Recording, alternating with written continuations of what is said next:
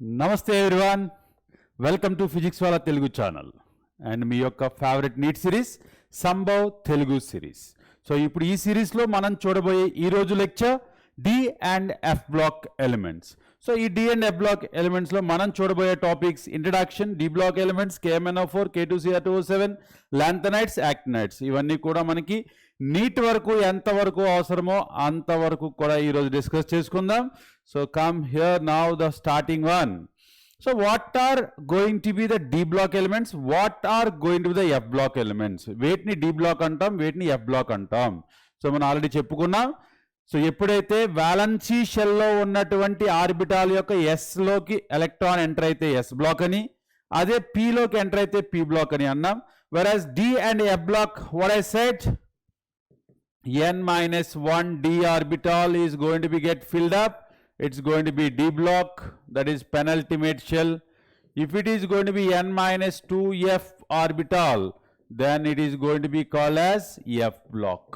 ఇదే కదా మనం చెప్పుకున్నాం మనం. So D block, F block ఇవి రెండు కూడా ఎలా చెప్తున్నాం మనం? n-d ఆర్బిటాల్ అంటే ఏదైతే మనకి పెనల్టిమేట్ షెల్ అంటామో, పెనల్టిమేట్ షెల్లో యొక్క D ఆర్బిటాల్లో కనుక ఎలక్ట్రాన్ ఎంటర్ అయితే దాన్ని D block అని, అదే n-2F అంటే anti penultimate shell, anti penultimate షెల్లో ఉన్న ఎఫ్ ఆర్బిటాల్లోకి ఎలక్ట్రాన్ ఎంటర్ అయితే దానేమో ఎఫ్ బ్లాక్ అని, ఈ రకంగా మనం డి బ్లాక్, ఎఫ్ బ్లాక్ పిలుస్తున్నాము. సో ఈ డి బ్లాక్ ఎలిమెంట్స్లో మనకి సిరీస్లు ఉంటాయి. So we're going to be discuss till now all the blocks as a groups. S orbital we are going to be having 2 electrons to be filled, so the 2 groups are there. They have studied like 1A, 2A. We have studied them as 1A, 2A. Whereas we are going to take P block, we are going to have NS2, NP6, total 6 groups are there. 13, 14, 15, 16, 17, 18 are 3A, 4A, 5A, 6A, 7A and the 0 group like that we discussed. కానీ ఇప్పుడు ఉన్నటువంటి D block ఏదైతే ఉందో దీనిలో ఇప్పుడు groups లా కంటే కూడా series అంటే పీరియడ్స్ లాగా దీన్ని ఎక్కువ చదువుతూ ఉంటాం. So that we are going to be discussing all D block elements in a series manner rather than groups wise. What the groups we are going to be having there? 3 to 12, 3, 4, 6, 5, 6, 3, 4, 5, 6, 7, 8, 9, 10, 11, 12. These are the groups we are going to be present. Total 10 groups are present in your D block, but we are going to be studying these as groups are going to be not so much significant. వీటిని ఎలా చదువుతాం అంటే మనం period లాగా, అంటే 3D series 10 elements, 4D series 10 elements, 5D series 10 elements, ఈ రకంగా మనం డి బ్లాక్ని చదువుతాము. And they are also going to be called as transition elements. Which one is going to be called as transition elements? D block elements are going to be called as transition elements. whereas F block elements are going to be called as inner transition elements. ఎందుకంటే transition elements మధ్యలో మనకి ఈ particular elements ఉన్నాయి కాబట్టి వీటిని inner transition elements అని చెప్పి పిలుస్తాము. ట్రాన్సిషన్ ఎలిమెంట్స్ అంటే ఏవైతే వాటికి ట్రాన్సిషనల్ ప్రాపర్టీ, అంటే ఎస్ బ్లాక్ ఏమి ఇటుపక్క ఉంది, పి బ్లాక్ ఏమి ఇటుపక్క ఉంది. సో ఎస్ బ్లాక్ నుంచి డి బ్లాక్ పి బ్లాక్కి ట్రాన్సిషన్ ఎలా జరిగింది అంటే ఒక metal how it is getting converted to a non metal, అంతే కదా. Extreme left you are going to have metals, extreme right you are going to have non-metals, middle we are going to be having this D block. That's why they are going to be called as transition elements. Transition elements అని చెప్పి పిలుస్తాం. ఈ transition elements లో మనకి zinc, cadmium, mercury, copernicium, these are not called as transition element. They are going to be called as just a D block element. Transition element అవ్వాలి అంటే గనక they should have the unpaired electron in their oxidation state or in their neutral state. So transition element అవ్వాలి అంటే ఏది requirement మనకి? ఆ ఒక్క element అనేది either in neutral elemental state or in its ionic state, it has to possess at least one unpaired electron, then only it is going to be called as transition elements. ఎప్పుడైతే అది ఒక electron కూడా unpaired electron చూపించలేదో they are not going to be called as transition elements. అందుకనే zinc, cadmium, mercury they are going to have D10 configuration. Even their oxidation state is going to be +2. In their +2 oxidation state also they are going to show electronic configuration D10. So that's why they are not going to be comes under transition elements, but they can be called as D block elements. So ఇది మనకి గుర్తు పెట్టుకోవాల్సినటువంటి విషయం. Which of the following is a transition element? Other than these four, anything is going to be present. Which of the following is not a transition element? You will be getting the doubt like, they are also D block, they are also transition. But what the definition I said? They are supposed to show D1 to D9 configuration either in elemental state or in their ionic state, oxidation state, anything. So అందుకోసం ఈ ఒక పాయింట్ని గుర్తుపెట్టుకోండి. So first మనం D black transition elements గురించి చూద్దాం, తర్వాత మిగిలినటువంటి ఎఫ్ బ్లాక్ ఎలిమెంట్స్ చూద్దాం. So what are the series of transition elements we are going to be having? 3D series. It's consisting of 3D 1 to 10, 4s 1 to 2. So that is what the electronic configuration we can observe in the 3D series. And we can able to see here scandium to zinc. 21 scandium, 30 zinc is going to be included in 3D series. Whereas 4D series you are going to see 39 yttrium to 48 cadmium. So ఇవన్నీ కూడా మనకి 4D series లోకి వస్తున్నాయి. Whereas here 57 lanthanum. After 57 lanthanum we are going to be getting middle, they are going to be having the lanthanides are going to be there, and we are going to be getting up to mercury. అంటే మధ్యలో ఉన్న 58 నుంచి 71 వరకు F black అది ఇందులోనే ఉంటుంది. So అవి కూడా ఇక్కడ రాసాము. కానీ 5D సిరీస్లోకి వచ్చేసరికి ఏముంటాయి మనకి? లాంథనం, తర్వాత సీరియం టు లుటీషియం. ఈ 14 ఎలిమెంట్స్ కూడా దీంట్లో ఇంక్లూడ్ అవ్వవు. ఎందుకంటే they are going to be separately going to be named as inner transition elements and we're going to be reading it as lanthanide series. So అదే రకంగా ఇక్కడ యాక్టీనియం తర్వాత ఉన్నటువంటిది థోరియం టు ప్లూటోనియం.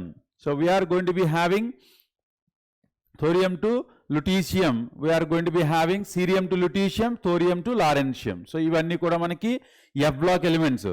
ఆ ఎఫ్ బ్లాక్ ఎలిమెంట్స్ కూడా ఇక్కడ number వస్తుంది, కానీ we're going to be taking that one is going to be studied as separately F block elements. So ఆ రకంగా ఇక్కడ మనకి ఉన్నటువంటి 4 పదులు 40 ఎలిమెంట్స్ మనకి డి బ్లాక్లో ఉన్నాయి.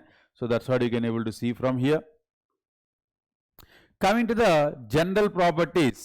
And the first one we are going to have electronic configuration. We are going to have electronic configuration. So what electronic configuration we can able to write for them? N minus 1d orbital is going to be filled. So that's why n minus 1d orbital is going to be get filled. And in this we are going to be having n minus 1 d power 1 to 10, ns power 1 to 2. So this is what we are going to be writing the general electronic configuration. So we are going to be taking 3D series. I will be explaining it now. The remaining all elements we can able to see. So not that much significant. So just we can able to get 3D series. What we are going to be having? Scandium, titanium, vanadium, chromium, manganese, iron, cobalt, nickel, copper, zinc. Scandium 21, we can able to write argon, 4s2 3d1. Actually 3d1 will be written first, then we will be writing 4s2, but according to Abbo principle we have to fill up the lower energy first, then higher energy. That's why 4s2 3d1, this is the correct representation. Titanium, it's 22, argon 4s2 3d2, vanadium 23, argon 4s2 3d3, chromium 24, argon 4s1 3d5, manganese 25, argon 4s2 3d5, iron 26, argon 4s2 3d6, cobalt 27, argon 4s2 3d7, nickel 28, argon 4s2 3d8, copper 29, argon 4s1 3d10, zinc 30, argon 4s2 3d10. ఇక్కడ మీరు electronic configuration observe చేసినట్లయితే కనుక SD fill అవుతుంది, కానీ ఎక్కడైతే మనం chromium copper ఇక్కడ మాత్రం ఎస్ ఫిల్ అవ్వకుండా అంటే S2 అవ్వకుండా 1 ఇది ఫిల్ అవుతుంది. సో దీన్ని Aufbau principle violation. Aufbau principle will be violated in this particular thing. That's what you can able to observe. So ఇది చాలా సార్లు అడుగుతాడు మనకి ఎనామలస్ కాన్ఫిగరేషన్ ఇలా ఎందుకు ఉంది. సో క్రోమియం కి కాపర్ కి మనం ఆల్రెడీ అటామిక్ స్ట్రక్చర్ లో ఎక్స్ప్లెనేషన్ చేసుకున్నాం. ఏమిటి అంటే what are the reason for this one? The first one reason is going to be exchange energy. Exchange energy is going to be one of the reason, and the next reason is going to be taking half filled or fully filled. ఏదైనా సరే electronic configuration half filled కానీ fully filled కానీ is more stable than partially filled. So ఇది ఒకటి గుర్తుపెట్టుకోవాలి మనం. Exchange energy అనేది ఒక రీజన్.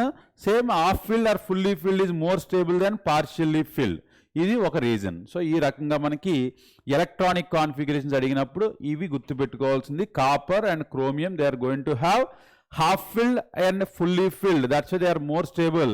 అందుకనే instead of 4s2 3d4, instead of 4s2 3d9 we're going to be getting 4s1 3d10 and 4s1 3d5.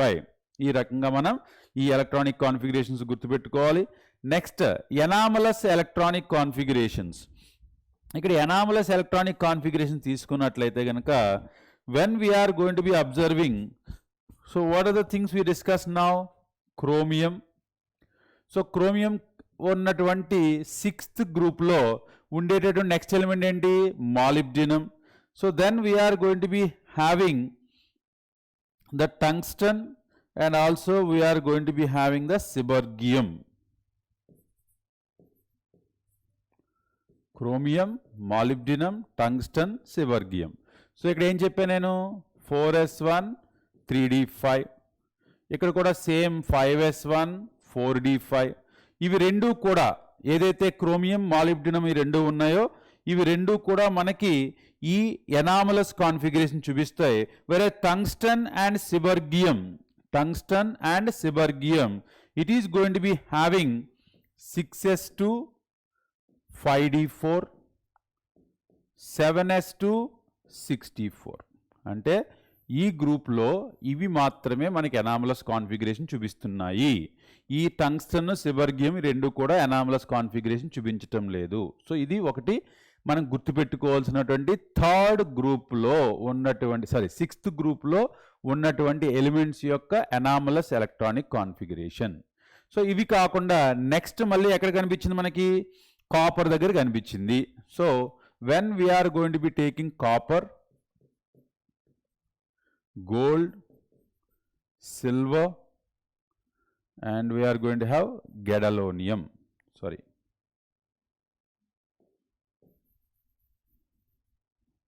ronzenium.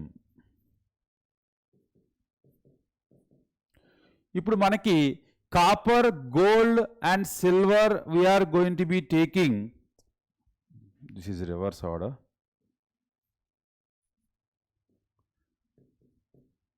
Silver, gold. So ఇది series మాట. Okay, ఇప్పుడు ఈ సిరీస్ తీసుకున్నప్పుడు కాపర్కి ఏం చెప్పుకున్నాం మన electronic configuration? we are discussed like 4s1 3d10. so same here also we are going to be having for silver also, and that is going to be having, and gold also and ronzenium also. ఇక్కడ వచ్చేసరికి మనకి 4s1 3d10, 5s1 4d10, 6s1 5d10, 7s1 6d10. So అన్ని elements కూడా anomalous configuration చూపిస్తున్నాయి. ఏదైతే మనకి fully field more stable అని చెప్పామో అవన్నీ కూడా ఇక్కడ మనకి కనిపిస్తున్నాయి. So that is what you can able to see in the electronic configuration of your copper, that group what you are going to be having. And next one, if you are going to be taking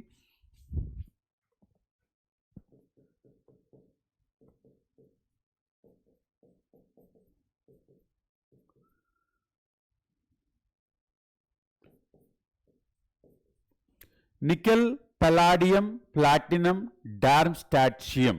so ఈ అన్ని elements కూడా మనకి noble gas configuration anomalous configuration చూపిస్తాయి. So ఏదైతే anomalous చెప్తున్నామో మనం ఇక్కడ ఏంటిది 4s2 3d8. సో ఇదేమీ ఎనామలస్ కాదు. ఇక్కడ ఏం జరుగుతుంది మనకి 5s0 3d10.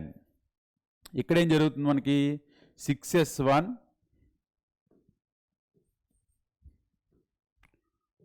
4d10 and 6s1 5d9 and this one is going to be 7s2 6d8.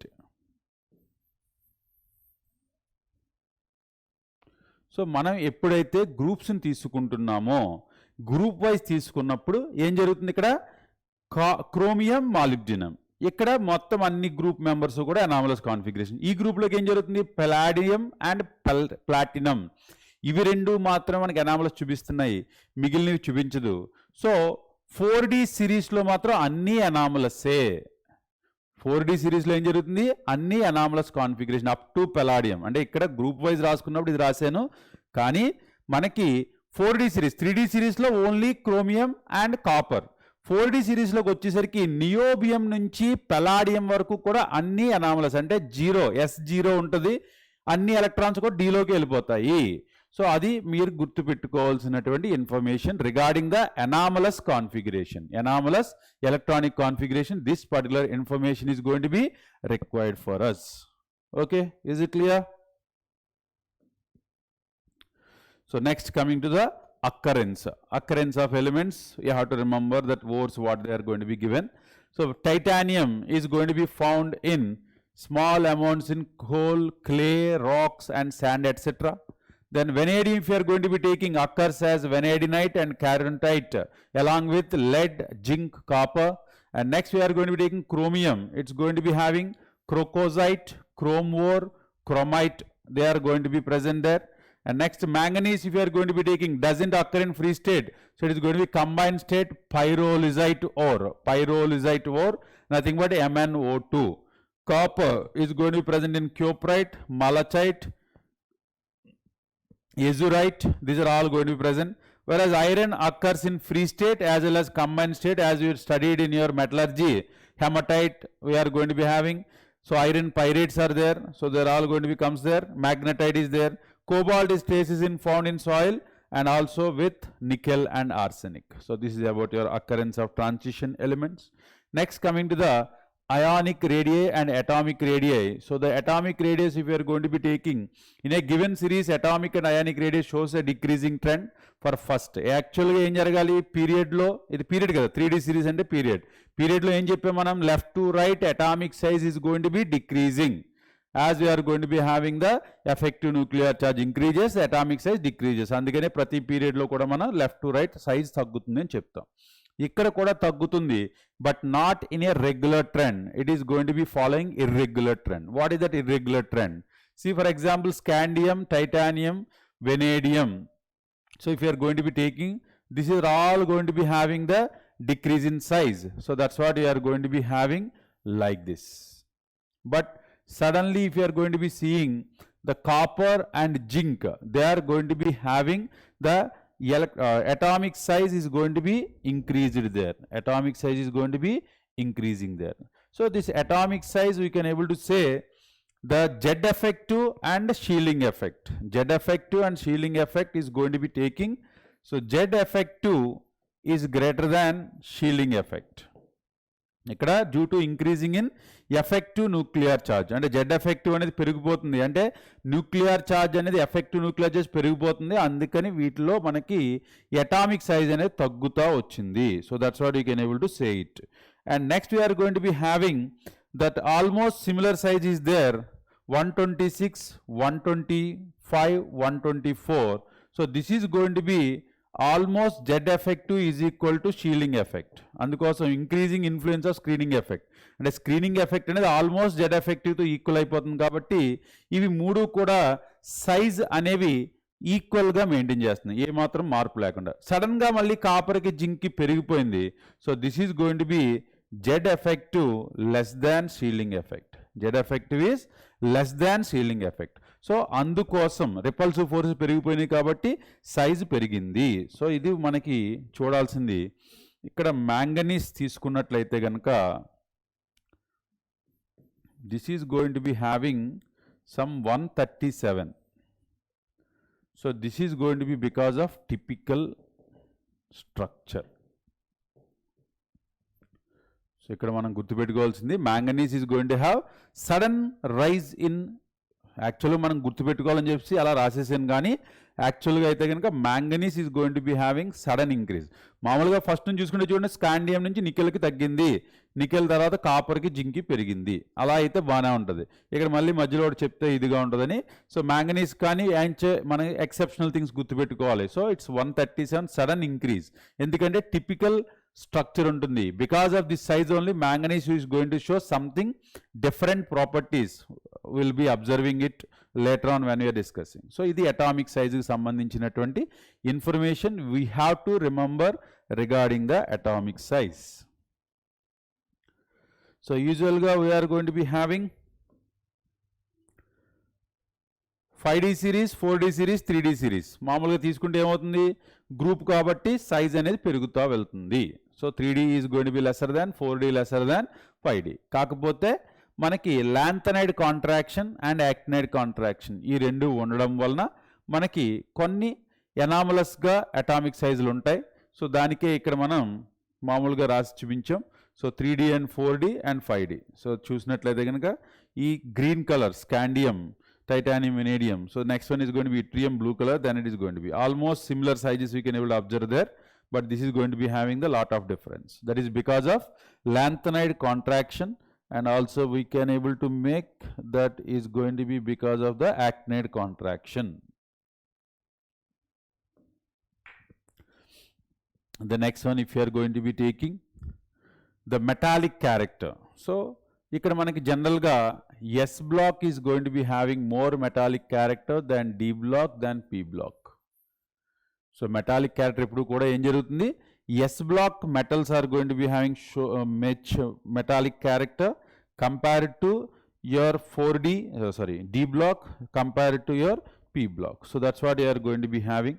And metallic bond, if you are going to be taking, how the metallic bond is going to be, the number of electrons which are going to be taking place. Like we are going to be having the unpaired electrons, how many are there? That unpaired electrons are making the strength of the metallic bond to be determined. So metallic bond strength is determined by your number of unpaired electrons. So the number of unpaired electrons are increasing, so their strength of metallic bond is going to be increasing. So that's what we are going to be having here, and all are going to be having. So we can able to observe what we are going to be having here. All are hard, ductile, malleable, high thermal and electrical conductors with strong metallic bonding, possess HCP, BCC, CCP. ఎందుకంటే మనకి S block elements లో ఉన్నటువంటి elements అన్ని కూడా 1 or 2 electrons they are going to be presenting for metallic bond. That's why they can cut with knife. అది S block గురించి మనం తెలియాల్సింది. అది ఇక్కడికి వచ్చేసరికి number of unpaired electrons are more. So because of the more number of unpaired electrons metallic bond is strong, that's why they are hard. So అది మనం గుర్తుపెట్టుకోవాల్సింది. And metallic character may be due to their low ionization potential values and presence of several vacant orbitals in their valency shell. So ఆ valency shell ఉండడం వల్ల metallic character అనేది చాలా ఎక్కువగా చూపించడానికి ఛాన్సెస్ ఉన్నాయి. Chromium, molybdenum and you have maximum number of unpaired electrons. So that's what they are going to be very hard. We are going to be taking it. So chromium, molybdenum, tungsten. So they're all hard. And zinc, cadmium, mercury are very soft and they do not have any unpaired electrons. So that's what you are supposed to see in this particular metallic character concern. And we are going to be taking all of them are having higher melting point due to strong metallic bonding. ఇది కూడా చెప్పాను కదా, strong metallic bond ఉండడం వలన they are going to show high melting point. So that's what they are going to be having. Whereas zinc, cadmium, mercury have low value of melting and boiling points due to completely filled d orbitals. That's what you can able to observe here. And the melting point is increasing, moving from left to right because of that number of valency electrons are going to be increasing. Number of valence electrons are going to be increasing. So this is what you are supposed to be observing. in case of melting point and boiling point. So that we are going to be having, all are having high except the zinc, cadmium, mercury. So these are the points you have to remember regarding this one. Usually you are going to be taking the melting point and boiling point. What will be the series we can able to have here? So the melting point is going to be increasing up to chromium, up to molybdenum, up to tungsten. Then it is going to be taking manganese and technetium, but not for the 6D series. We are going to have 3D, 4D, 5D series. In case of 3D, 4D, technetium and manganese only going to be coming over here. So that is going to be showing something different. Technetium here, manganese here. The downfall you can able to see here, the typical metallic character. So typical metallic character ఉండడం వలన technetium manganese దగ్గరకు వచ్చేసరికి తగ్గి మళ్ళీ పెరగడం మొదలుపెట్టినాయి. So ఇది 5D సిరీస్లో మాత్రం అలా కనిపించదు. సో టంగ్స్టన్ వరకు పెరిగి టంగ్స్టన్ నుంచి గ్రాడ్యువల్గా తగ్గుతుంది. వెరాజ్ 3D and 4D series because of typical metallic structure technetium and manganese will have the lowest melting point. ఈ యొక్క పాయింట్ గుర్తుపెట్టుకోవాలి regarding the melting point. So highest one is going to be shown by tungsten because of 3653 Kelvin. That's what is going to be on top.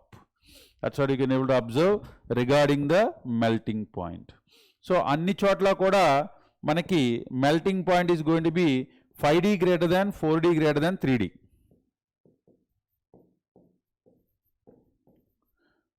So ఈ particular ఆర్డర్ని మనం follow అయిపోవచ్చు, melting point కానీ boiling point కానీ. కాకపోతే only one we are going to be having that copper series, copper group we are going to be having. In that copper group what is going to be present over there? We are going to be having copper is greater than silver greater than Au.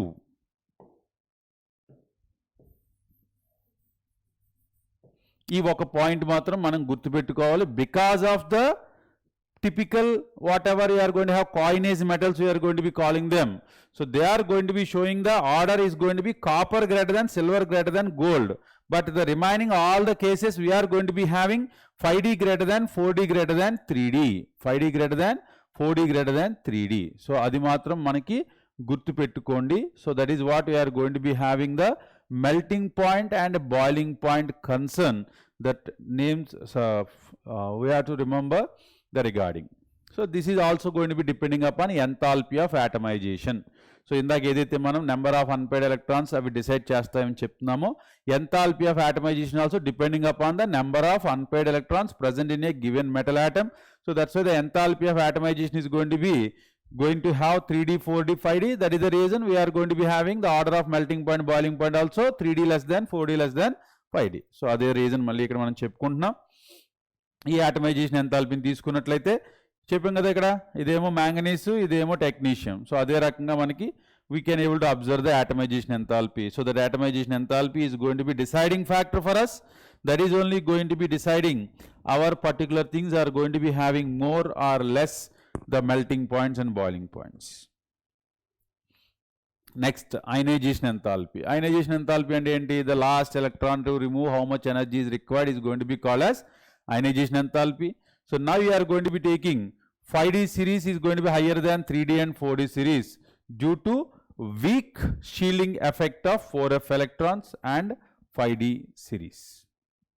So ఇక్కడ మనకి ionization enthalpy of zinc, cadmium, mercury కనుక observe చేసినట్లయితే they are going to be having abnormally higher because of their ground state S subcell, and a completely filled subcell is going to be present there. That's why it is not able to be removing easily. Electronic configuration stability is going to be deciding factor for the ionization enthalpy to be comparing. So that's why ionization enthalpies of your elements are taken 3D and 4D కంటే కూడా మనకి 5D యొక్క ionization enthalpy ఎక్కువగా ఉంటుంది because of lanthanide contraction and actinide contraction, poor shielding effect of your f orbitals. So that's what you are going to be having regarding the ionization enthalpy.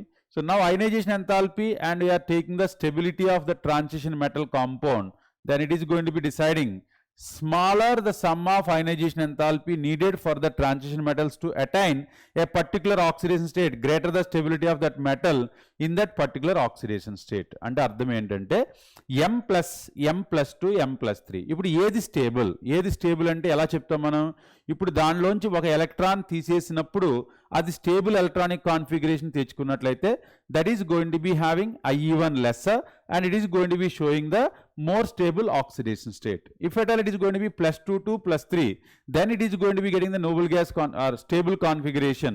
అప్పుడు ఆ oxidation దానికి stability అని చెప్తాం. So stability of the complex that metal compound is decided by this particular sum of the ionization enthalpies. IE1 is lesser means it is stable in +1. IE1 plus IE2 is going to be lesser means it is stable in +2. IE1, IE2, IE3 is stable means, so it is going to be lesser means it is going to be stable in +3 oxidation state. ఆ రకంగా మనం oxidation state యొక్క stabilities ని ఈ particular parameter ద్వారా చెప్తాము. For example, the IE1, IE2, IE3, IE4 values of nickel, platinum are given. Based on them, we can conclude nickel 2 compounds are going to be, because that is IE1, IE2 values of nickel is going to be lesser, whereas third and fourth, if you are going to take, they are going to be having high. So that is the reason ఈ particular nickel అనేది +2 stable లో thermodynamically more stable, whereas platinum is going to be taking the platinum 2 compounds, whereas platinum 4 compounds are going to be taken, they are going to be stable than nickel 4 compounds. So అందుకోసం ఈ nickel అనేది +2 stable, whereas platinum is going to be stable in +4. So అందుకే nickel +4 platinum +4 compound తీసుకుంటే platinum +4 compounds are thermodynamically stable, whereas nickel +2 compounds platinum +2 compound తీసుకున్నట్లయితే కనుక nickel +2 compounds are more stable. That is evident from their ionization enthalpy sum. That's what you can able to take here. We are going to be taking ionization enthalpy of IE2. It's going to be taking 2.4 into 10 power 3, 2.66 into 10 power 3. So that's why nickel is going to be stable in the oxidation state +2. Whereas when I am taking the IE2 and IE4, for nickel it is going to be 8.80, for platinum it is going to be 6.70. So ఇక్కడ మనం తీసుకున్నట్లయితే కనుక ఏమైంది, this is going to be having lesser, that's why this is going to be more stable. So అందుకోసం మనకి ఎప్పుడు కూడా nickel +2 stable, whereas we are going to be taking platinum +4 stable. So ఇక్కడ మనకి ఆక్సిడేషన్ స్టేట్స్ ఎప్పుడు చెప్పుకునేదే residual charge present on an element when the electrons are going to be removed in a particular molecule. So that's what they are going to be having here. The transition metals they are taking scandium, titanium, first 3D series లో మాత్రమే మాట్లాడుకుంటున్నాను. So they are stable.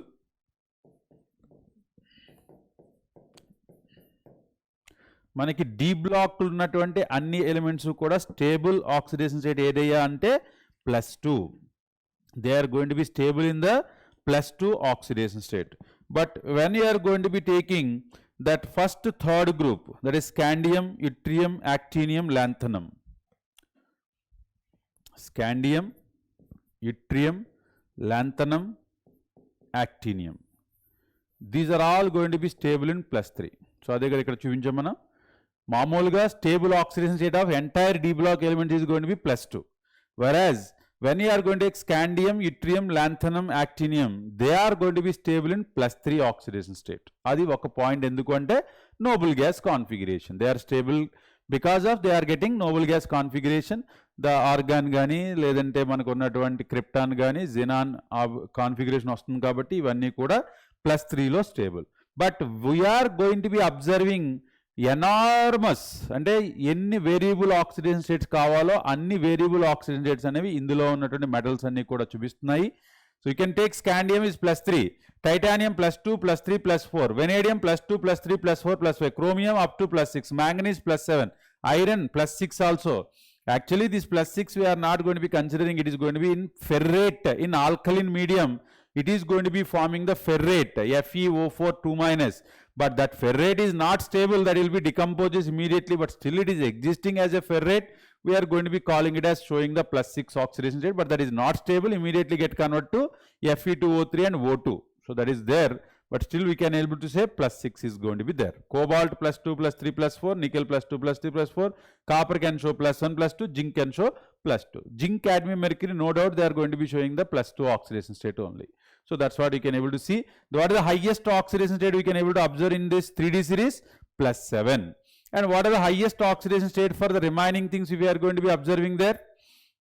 This is what we are going to be saying it.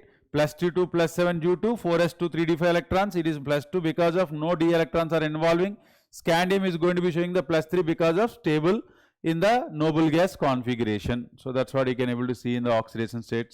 So when you are going to be taking the oxidation states, as we discussed, we are going to have molybdenum, and this one is going to show 6 oxidation states, and chromium also going to be showing the 6 oxidation state. We can able to see the group 6 number, and we are going to be having the metals are going to be Fe2+, 3+, cobalt 2+, 3+, Ni2+, Cu+1+2. Zinc is going to be showing the +2.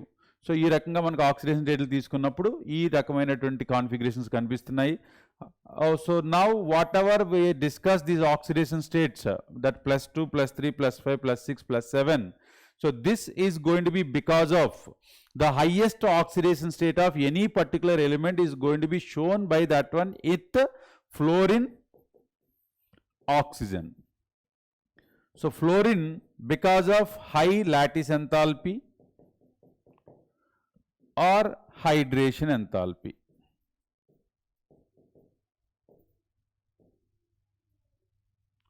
So ఎప్పుడైతే మనం fluoride తోటి ఎక్కువగా మనకి ఎందుకు higher oxidation states చూపిస్తున్నాయి అంటే that is going to be because of high lattice enthalpy, hydration enthalpy. కానీ ఫ్లోరైడ్తో compare చేస్తే oxide is going to B more preferable to show the higher oxidation state of any element. That is going to be because of its multiple bonds. Oxygen can form multiple bonds, that's why it is going to be more pronounced. Say for example, Mn2O7, but MnF7 not there. Mn2O7 is there, but MnF7 not there. So that's what you can see. With oxygen more comfortable than your fluoride, but fluoride తో ఎందుకు చూపిస్తున్నాయి అంటే because of lattice enthalpy, hydration enthalpy. So కానీ oxygen యొక్క merit ఏంటి? Multiple bonds are making it to give highest oxidation state for a given element in this one. Even we can able to see here, we can able to get the same +7 we are going to with MnO3F. MnO3F తోడైతే మనకి మళ్ళీ ఇది చూపిస్తుంది. So but alone fluorine can't able to show it. MnO3 can able to show the particular oxidation state with +7, but the others are not able to be showing it. So that's what you can able to see this particular oxidation states when we are going to be considering.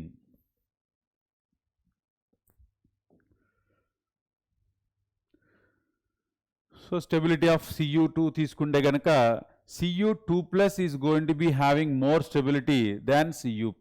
ఇది ఎందుకు చెప్తాం మనం? hydration enthalpy. Cu+2 is going to be more stable than Cu+ because of higher hydration enthalpy. ఏం చెప్పుకున్నాం మనం?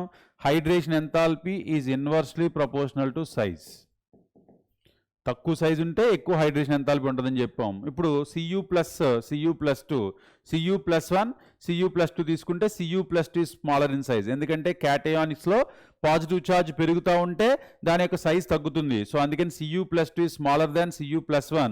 అందుకోసం Cu+2 is going to be showing more hydration enthalpy. అందుకోసం aqueous solutions లో తీసుకున్నప్పుడు Cu2+ is going to be more stable.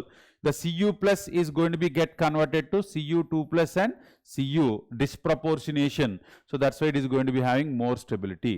So that's why we are going to take Cu+2 with iodine, we are going to get Cu2I2. So that is the reason we are going to be getting all halides are there, but iodides are not going to be there. ఎందుకంటే iodide is going to be oxidized to I2 with the particular Cu+2. That's why cuprous iodide is not going to be present there. So higher oxidation state గురించి already చెప్పుకున్నాం కదా మనం ఇప్పుడు.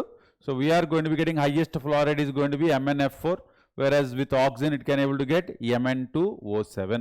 So ఆ రకంగా మనకి oxides are going to be showing the highest oxidation state. So ఇవి మనకి ఆక్సిడేషన్ స్టేట్కి సంబంధించినటువంటి information. So what is the highest oxidation state we can able to get? +8. This is going to B ruthenium and osmium, that is RuO4, OSO4. Highest oxidation state is going to be shown by only the oxides. That's why ruthenium oxide and osmium tetraoxide, that is going to be highest oxidation state we can able to say, and we are going to have oxidation state of metal in carbonyls 0, NiCO4, FeCO5. So ఈ metal carbonyls అన్నిటిలోని కూడా oxidation state అనేది జీరోగా ఉంటుంది. So that's what you are supposed to be seeing, the oxidation state it become zero. And next you can able to say the oxidation state related when we are going to be taking oxidation state increases, acidic strength increases. We can able to say this one. Now when we are going to be taking this example, which one we can able to take? Manganese oxides, we can able to take it here. So we can able to say MnO, Mn2O3. So now we are taking manganese is going to be forming the MnO, Mn2O3, MnO2, Mn2O6, Mn2O7, the other oxides what you can able to see here. So actually గా మనకి ఏం జరగాలి, metal oxides are suppose to be basic, కానీ ఇక్కడ ఏం జరుగుతుంది, oxidation state పెరుగుతున్న కొద్దీ దాని యొక్క క్యారెక్టర్ ఏమైపోతుంది, ఎసిడిక్ అయిపోతుంది.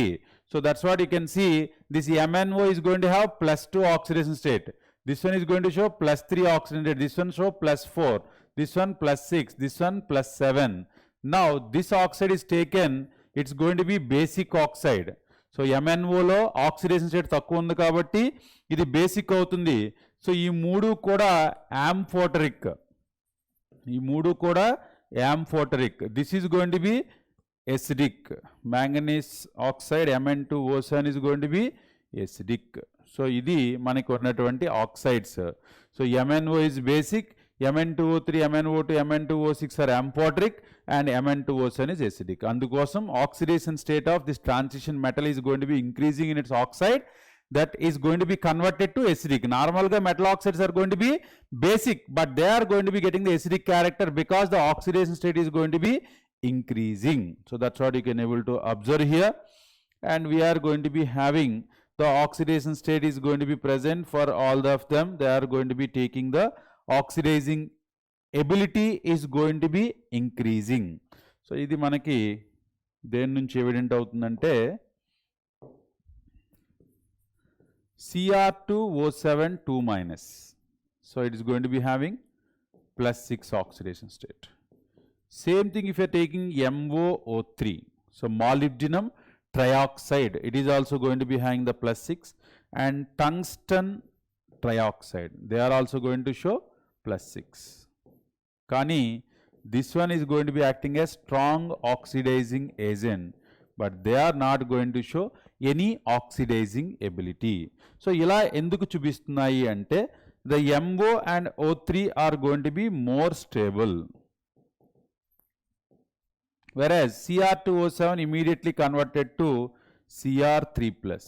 So Cr+6 is not stable, that's why it is immediately get converted to +3, whereas the molybdenum and tungsten are not going to be stable, stable, they will not able to be get converted to that +3. అందుకోసం chromium oxide ఏదైతే dichromate ఉందో ఆ dichromate can able to show strong oxidizing ability compared to your MoO3 molybdenum trioxide, and also we are going to be taking the tungsten oxide. So this is what we are going to be taking the oxidation state concern. Now coming to the color of the compounds. Color of the compounds మనకు తెలిసినటువంటి phenomenon ఏంటి, ఎప్పుడైనా సరే ఒకటి colour చూపించాలి అంటే కనుక దానికి అన్పెయిడ్ ఎలక్ట్రాన్ ఉండాలి. ఆ అన్పెయిడ్ ఎలక్ట్రాన్ ఉన్నప్పుడు మాత్రమే they are going to show colour. But even though we are not going to be having, so d d transition ఒకటి మనం కాంప్లెక్స్ కాంపౌండ్లో చెప్పుకుంటున్నాం. సో అలా కాకుండా అన్పెయిడ్ ఎలక్ట్రాన్ ఉన్నప్పుడు కూడా చూపిస్తుంది. కాకపోతే even though they are not going to be having the unpaired electron, so we are going to be getting the color by the certain compounds. ఏంటంటవి,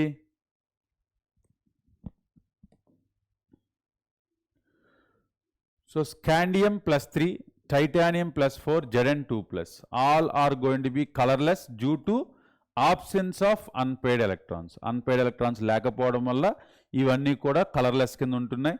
ఇప్పుడు copper showing blue colour, iron green colour, chromium salts are violet color, nickel is going to be green, manganese pink, titanium is going to be purple. All these are going to be explained due to DD transition. So d orbital నుంచి d orbital అంటే T2z EZ splitting జరిగి T2z నుంచి EZకి electron వెళ్ళడం వలన అది complementary colour చూపిస్తుంది. That is called as DD transition. But Cr2O7 2-, Cr04 2-, permanganate we are going to be taking MnO4-, Cu2O, and these are going to be having other things are going to be NiDMG complex Cu2O. So ఇవన్నీ కూడా charge transfer phenomenon. So ఇవి ఏవి తీసుకున్నా సరే they are not going to be having any electron in their structure. So but still they are going to be showing the colour.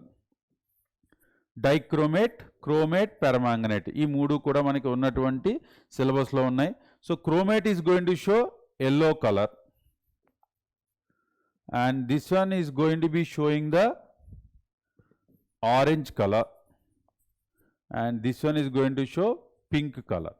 So permanganate pink color, chromate yellow color, dichromate orange color. So ivanni kuda manaki charge transfer phenomenon, and even though they are not having the unpaired electron, they are going to be showing the color due to the charge transfer phenomenon. Adi manaki ikkada gurtu pettukovalsinatuvanti color ki sambandhinchina information. And next we are going to take permanganate is going to be having electron is momentarily transferred from 0 to metal changing. So 0 - 1 to 0. So ఇది charge transfer mechanism ఎలా జరుగుతుంది అనేది ఇక్కడ మనం చెప్తున్నాము. So that's what we are going to be having. Oxide, it is going to be -1 to 0. That is going to be taking Mn7 to Mn6. So this is going to be making the chance of getting the electrons transfer. Charge transfer is going to be giving the color for those particular whatever the examples I given, chromate, dichromate, permanganate. ఇవన్నీ కూడా నార్మల్గా మనకి జరిగేది dxy dyz. It is going to B T2Z2 transition చెప్పుకున్నాం కదా. ఇది T2Z. ఏదైనా ఒక ఎలక్ట్రాన్ ఇక్కడ ఉన్నదనుకోండి, ఇక్కడ నుంచి ఇక్కడికి ఎలక్ట్రాన్ వెళ్ళినప్పుడు మనం వేసినటువంటి లైట్లో ఏదో ఒక colour it is going to be absorbed. So ఇక్కడ వైట్లో విబ్జిఆర్, సో విబ్జిఆర్లో ఉన్నటువంటి ఏదో ఒక కలర్ని ఈ పర్టికులర్ ఎలక్ట్రాన్ తీసుకోవడం వల్ల ఇక్కడికి వెళ్తుంది. సో అక్కడికి వెళ్ళినప్పుడు మనకి వచ్చేటటువంటి లైట్ ఏదైతే బయటకు వస్తుందో, so that is not going to be having any same white colour. So ఆ వైట్ కలర్ ఉండకుండా సంథింగ్ డిఫరెంట్ కలర్ చూపిస్తుంది. So that something different colour is going to be making the complementary colour of what colour they are absorbed. So ఇదంతా కూడా మనం coordination కాంపౌండ్లో చెప్పుకున్నాం. So ఇక్కడ మనకి ఆ రకంగా DD ట్రాన్సిషన్ ద్వారా కలర్ని చూపించడం జరుగుతుంది. Because of that one unpaired electron or any number of unpaired electrons present in your d orbital. అక్కడ ఎలక్ట్రాన్ లేకపోతే కనుక ఏం జరుగుతుంది, ఛార్జ్ ట్రాన్స్ఫర్ మెకానిజం ద్వారా they are going to be showing the colour. ఈ కాంప్లిమెంటరీ కలర్ కోసం ఒక wheel చిన్నది. So if they are going to take red colour, that's going to be appear in green colour, or it is going to be red colour is going to be appears or blue colour, or it is going to be yellow colour. So it is going to be green, it is going to be violet, or it is going to be orange. So ఆ రకంగా మనకి complementary colours అనేవి, if red colour is going to be absorbed then the transitionary colour is green. అదే చెప్తున్నాను, red can be showing the green complementary colour. So now blue is going to be showing so the orange colour, violet is going to be showing the yellow colour. So ఈ రకంగా మనకి diagonally whatever we're going to be having that complementary colours can be shown.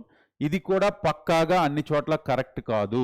So just ఏంటంటే కొంత గుర్తు పెట్టుకోవడానికి ఇస్తున్నాం తప్పితే మనకి ఎగ్జాక్ట్గా ఎన్సీఆర్ టెక్స్ట్ బుక్లో ఒక టేబుల్ ఇచ్చాడు, ఆ టేబుల్లో ఉన్న కలర్స్ అన్ని కూడా మనం గుర్తు పెట్టుకోవాల్సిందే. So the general colour of transition can be related to presence of unpaired d electrons, as I said, DD transition, nature of groups, that is ligands linked to metal atom, and the last one is going to be geometry of the complex. So ivanni kuda manaki color of the compounds are going to be decided. Next, coming to the magnetic property, diamagnetism, no unpaired electrons are going to be present, whereas one unpaired electron present also is going to be paramagnetic.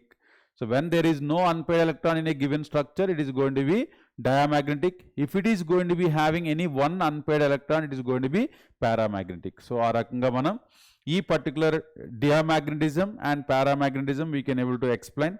Ferromagnets are going to be permanent magnets we are going to be having. So wherever you are going to be taking the magnetic momentum of a given metal is going to be calculated by the formula root over n into n plus 2. Bohr magnetrons will be, the n is going to be the number of n paired electrons. A particular metal lo మీరు తీసుకున్నటువంటి oxidation state లో ఎన్ని unpaired electrons ఉంటాయి, that is going to be deciding the magnetic momentum. That is called as spin only magnetic momentum. So that's what you can able to observe, that is going to be equal to. Whereas when you are taking the orbital angular momentum, so orbital angular momentum is negligible, quenched in this 3D series. So that's why 3D series magnetic momentum can be calculated by only this formula. So that's what you can see here. When we are going to have configuration 0, 1, 2, 3, 4, 5, 6, 7, 8, 9, 10, in this number of unpaired electrons, if it is 1 into 1 plus 2, it's going to be root 3, 1.73. So that's what you can see magnetic momentum there. So that's what you can see. 5 is 5.92, 4, 4.90. That is going to be magnetic momentum observed also I given there. So that's what the number of unpaired electrons will be deciding the magnetic momentum in Bohr magnetrons. That is the formula root over n into n plus 2. You can able to see over here.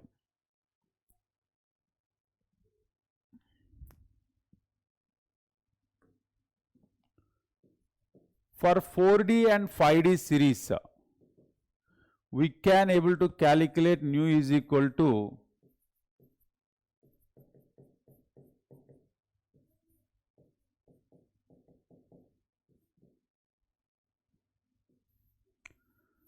so for this one, we have to calculate even the orbital angular momentum, not only spin only angular momentum, we are supposed to calculate even the orbital angular momentum, that is going to be given by 4s into s plus 1.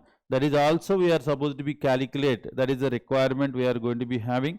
Maximum 4s into s plus 1 can be calculated by n into n plus 1. So this is a point beyond the NCERT textbook, but you can able to remember it regarding the magnetic momentum. Catalytic properties. All your D block element metals, nickel, platinum, palladium, ekkada hydrogenation jarina sare ఇవే తీసుకుంటాం. So catalysts తీసుకుంటే కనుక రుటీనియం, rhodium, so palladium, so ఇలా మనకి ప్రతి చోట కూడా catalyst అనేసరికి ట్రాన్సిషన్ మెటల్స్ గుర్తొస్తాయి. ఈ ట్రాన్సిషన్ మెటల్స్ అన్నీ కూడా ఎందువలన catalytic ప్రాపర్టీ చూపిస్తున్నాయి అనేదానికి we are going to be having unstable intermediate complexes. They are going to be making the easy formation of not undergoing any change.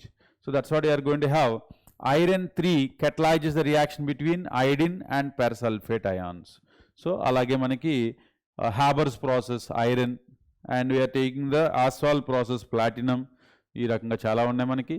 So this is what we are going to be having. Iron 3 plus is going to be making the reaction of S2O2 minus plus 2I minus. We are going to get sulfate and iodine, and also we are going to be having the Fe3 plus can combine with 2I minus, and it is going to form Fe2 plus. Now this Fe2 plus combined with S2O2 minus, it is converting into SO42 minus. Ee rakanga manaki the catalytic action can be explained like this. Haber's process iron, hydrogenation, it is always nickel. V2O5 contact process platinum, Ostwald process, Ziegler-Natta catalyst, manufacture of high density polythene, and cobalt is also going to be making the cobalt TH alloy, thorium alloy. It is going to be making the reaction of Fischer-Tropsch process, that is gasoline, petrol formation. These are all going to be comes under catalyst. So that's what we are going to be having. And formation of interstitial compounds. Interstitial compounds ante em cheppukunnam manam, the interstitial compounds are nothing but the smaller atoms like your carbon, or you are going to be taking hydrogen. They are going to be entrapped in the lattice structures of your metals. ఈ metal lattice structures లో మనకి interstitial spaces అంటే ఒక unit cell కి ఇంకొక unit cell కి మధ్యలో చిన్న స్పేస్ ఉండిపోతుంది. ఆ స్పేస్ ని మనం ఇంటర్స్టిషియల్ స్పేస్ అంటాం. ఈ ఇంటర్స్టిషియల్ స్పేస్ లోకి కార్బన్ కానీ హైడ్రోజన్ కానీ అలాంటి చిన్న ఎలిమెంట్స్ అనేవి ఎంట్రాపింగ్. సో అలా ఎంట్రాప్ అవడం వల్ల వచ్చేటువంటి కాంపౌండ్స్ని ఇంటర్స్టీషియల్ కాంపౌండ్స్ అని చెప్పి పిలుస్తాం. So these interstitial compounds when we are going to be taking, so they are all going to be having carbon, hydrogen, nitrogen. ఇవి ఎంట్రాప్ అవుతాయి. So they are going to be making what properties they are going to be making it? They have high melting point than those of poor metals. అంటే ఈ interstitial compounds form అవడం వల్ల ఏం జరుగుతుంది, ఆ entrapment వల్ల దాని యొక్క మెల్టింగ్ పాయింట్ అనేది పెరుగుతుంది. So that's what you can see. And they are becoming very hard and they are retain metallic conductivity same as it is, and they are chemically inert. Interstitial compounds are kuda chemically inert. We can have the example titanium carbide, titanium hydride, iron hydride, vanadium hydride and manganese nitride. Ivanni kuda manaku unnatuvanti interstitial. And steel and iron are going to be interstitial carbides. They are going to be making the interstitial carbides. So all these are going to be having the chances of formation of interstitial compounds like this. And next, the alloy formation. In order to have alloy formation, we are supposed to have one atom combines with another metal atom. These two have at least some 15% of the chances of one to another. So that's what we are going to be getting the atomic radii concern, we are saying it. Because of similar radii and other characteristics, we can able to get the alloy formation. So this alloy formation we are going to take nichrome, nickel, chromium, iron, invar steel, nickel, iron, manganese, carbon, German silver, copper, zinc, nickel, brass, copper, zinc. So which of the following is going to be the metal alloy formed by the brass? So metals manam gurtu pettukovali, that is going to be zinc and copper. So what is formed from German silver, copper, German zinc and nickel. ఇది కొంచెం మనకి అప్పుడప్పుడు మనల్ని టిపికల్గా అనిపిస్తుంది. Silver అనగానే మనం AG ఉంటుంది అనుకుంటాం, కానీ జర్మన్ సిల్వర్లో సిల్వర్ లేదు. So we can remember this one. Next, electrode potential. So electrode potentials are going to be depending upon SRP, standard reduction potential. So whether they are going to be getting the reduction ability or oxidation ability, that can be known from using the reduction potential values. You can able to observe here m plus 2 to m, m plus 3 to m plus 2. Here the order we given there. You can observe here it is minus 0.182 minus 0.9, and this is going to be having the minus 1.18. Fe is going to be having 0.44, and in this special is going to be copper. So remaining all are going to have negative, but only the copper can show positive SRP value because of its high ionization enthalpy. Ionization enthalpy ఎక్కువగా ఉండడం వలన, so that is going to be showing the positive SRP. Remaining all are going to be. And ఇక్కడ మనం observe చేసినట్లయితే కనుక these two are going to be having negative, but these three are going to have positive. That's what m plus 3 to m plus 2 is going to be positive for them. So they are all going to be. So all of them can able to replace your hydrogen from the acids. So but water is going to be taken, the hydrogen can't be liberated by copper. Copper can't liberate the hydrogen from your water, because of water is going to be having like hydrogen, it's going to be taken 0, whereas the copper is going to be having plus 0.34. That's why it is not going to be possible to show the displacement of your copper to water. That is not going to be possible. So the standard electrode potential values are going to be depending upon high ionization energy, high hydration or vaporization sublimation. These are going to be having low heat of hydration. So ivanni kuda manaki reasons they are going to be showing the different trends in your standard electrode potential. So first manam teeskunte ganaka less negative values of E0 is related to the sum of the IE1 and IE2 values. So మనం ఏ metal అయినా సరే ఏం చెప్పుకున్నాం మనం, all D block elements are going to be stable in the +2 oxidation state. So +2 oxidation స్టేట్లో స్టేబుల్గా ఉంటాయి. So IE1 and IE2 values are going to be taken, they are going to be giving the less negative E0 values. And E0 values for manganese, nickel and zinc are more negative than expected. Zinc ఎంత -0.76, manganese ఎంత -1.18. So ఇవన్నీ కూడా more than expected.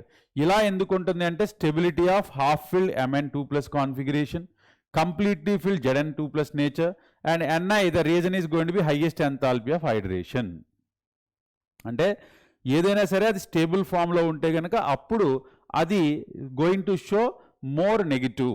So whereas less negative values we can able to say it because of they are having high ionization enthalpies. High ionization enthalpies are reasons for making them to get the less negative value. Whereas high negative values of zinc, nickel and manganese we can able to give it because of their stable electronic configuration, and we are going to have highest enthalpy of hydration. So these are the things we can say it. And now if you can see M+3 to M+2 values, various trends we can see the low value of scandium reflects the stability of Sc3+. And then Sc3+ is going to get noble gas configuration.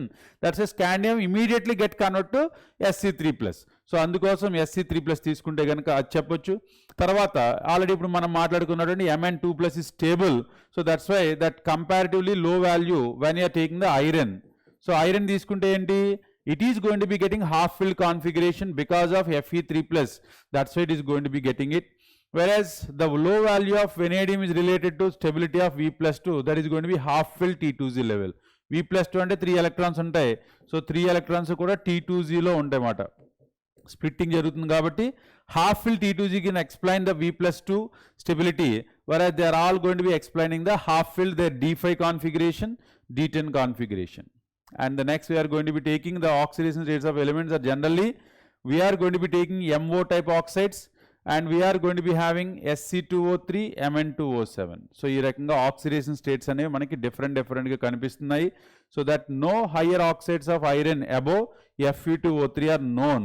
కానీ నేను చెప్పాను కదా already ferrate is going to be present in the +6 oxidation state, but that is not going to be stable. That's why we are going to be converted to Fe2O3. That's what you can see. The oxides and oxo anions are going to be, as we discussed, this is going to be chromium oxide basic, amphoteric, acidic. Oxidation state పెరిగితే దాని యొక్క nature అనేది మారుతుంది. So that's what you can see here. Mn2O3, MnO are amphoteric and Mn2O7 is acidic, MnO is basic. Formation of complex compounds. We can say the complex compound ability is going to be more for your transition metals because of their size and ionization enthalpy, and d orbital is going to be present. They are making all these things are going to be the complexes: potassium ferrocyanide, cupric ammonium ion. So this is going to be the properties of your D block elements. Now we are having two compounds which are explained so many times. Asking question is potassium permanganate and potassium dichromate. So these are the things we are supposed to see it now. So first we will go with potassium dichromate K2Cr2O7. K2Cr2O7. Preparation if you are going to be taking, it is going to be chromite ore. Chromite ore is nothing but FeCr2O4. It is treated with sodium carbonate. In presence of oxygen, it is get converted to sodium chromate, Fe2O3, 8CO2. So ఇక్కడ మనకి excess air వాడుతున్నాం మనం. Excess air వాడుతున్నప్పుడు we are going to be getting chromite ore converts to sodium chromate. So ఇప్పుడు వచ్చినటువంటి sodium chromate ఏదైతే ఉందో we are going to be taking the yellow solution of sodium chromate. చెప్పుకున్నాం కదా, chromate is going to be yellow in color. That is fused with acid. Maybe taking sulfuric acid, so that we are going to get sodium dichromate. అంటే మొదటిగా మనకు వచ్చేది chromate, that chromate get converted to sodium dichromate. Now this sodium dichromate is going to be converting into potassium dichromate by using the potassium chloride. So that's what we are going to be having. So ఇక్కడ మనకి potassium dichromate how we are going to be getting because of more solubility of sodium dichromate. So అందుకోసం sodium dichromate మీద సొల్యూషన్లో ఉండిపోతుంది, potassium dichromate మీద crystallise అయిపోతుంది. So orange crystals of your potassium dichromate is going to B crystallises out due to less solubility of your sodium dichromate comparatively. And the sodium dichromate is more soluble, potassium dichromate is less soluble. That's why crystallization of potassium dichromate taking place from the solution. So this is what you can see here. FeCr2O4 chromite ore convert to sodium chromate, sodium chromate convert to sodium dichromate. So now this sodium chromate is going to be taking up that CO2 is going to be coming there. So now we are taking sodium dichromate with KCl, we will get the potassium dichromate. If it is ammonium chloride is added, ammonium dichromate chala sarlu vachindi manaki. Nitrogen gas is going to be liberated and it is going to give the chromate that is going to be green in color. So ఇక్కడ చాలాసార్లు అడిగాడు ammonium dichromate on heating what we're going to be getting nitrogen gas గుర్తుపెట్టుకోండి. Coming to the properties of your potassium dichromate is taken. Action of alkali. So ఆల్కలీలో ఏంటంటే మనకి చాలా special, చాలాసార్లు అడుగుతూ ఉంటాడు. The stability of dichromate is there in acidic medium, but when it is going to be changing to alkali, we are going to get chromate. So that color change is going to be the for visualization, that orange color of dichromate is get converted to yellow color chromate. So when you are adding acid, it is going to be orange color. When you are going to add base, it is going to become yellow in color. So that's what you can able to observe here. In neutral medium, dichromate and chromate are in equilibrium with each other, but in basic medium, dichromate changes to chromate, and that's what you can able to see the color change also. In acidic medium, chromate changes to dichromate. So అదే మనకు question అడుగుతూ ఉంటాడు చాలా సార్లు. So Cr2O7 in alkaline medium, what the change you can observe? It is converted into chromate, going to be yellow in color, whereas chromate is kept in acidic medium. What change you can able to observe? Yellow color turns into orange color because chromate converted to dichromate. Next oxidizing property. మనకు తెలిసినటువంటి strong oxidizing agents ఏంటంటే dichromate and permanganate. So ఈ డైక్రోమేట్ని తీసుకున్నట్లయితే కనుక in presence of acidic medium, it converts to Cr3+. So its C0 value is going to be 1.33 volts. That's why it is going to be feasible, spontaneous. So this dichromate is going to be taking the equivalent weight is equal to change in oxidation state plus 6 to plus 3. But 2 chromiums are there. That's why plus 12 to plus 6. That's why oxidation state change is 6. That's why the equivalent weight of dichromate is going to be 49. So that 49 you have to remember, so many calculations are going to be coming. ఎందుకంటే మనకు చాలా calculations డైక్రోమేట్ని మనం తీసుకున్నట్లయితే కనుక ఏ value తీసుకోవాలి అనేది చాలా important. 49 we are supposed to take it. So in this dichromate converts your Fe+2 to Fe3+, and also it is converting your iodide to iodine.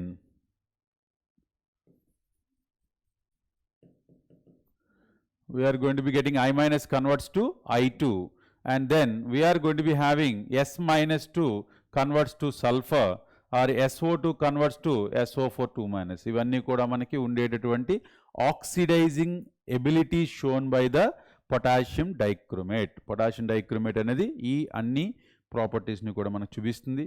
Next we are going to take, so it oxidizes primary alcohol to aldehyde, further oxidation converts to acid.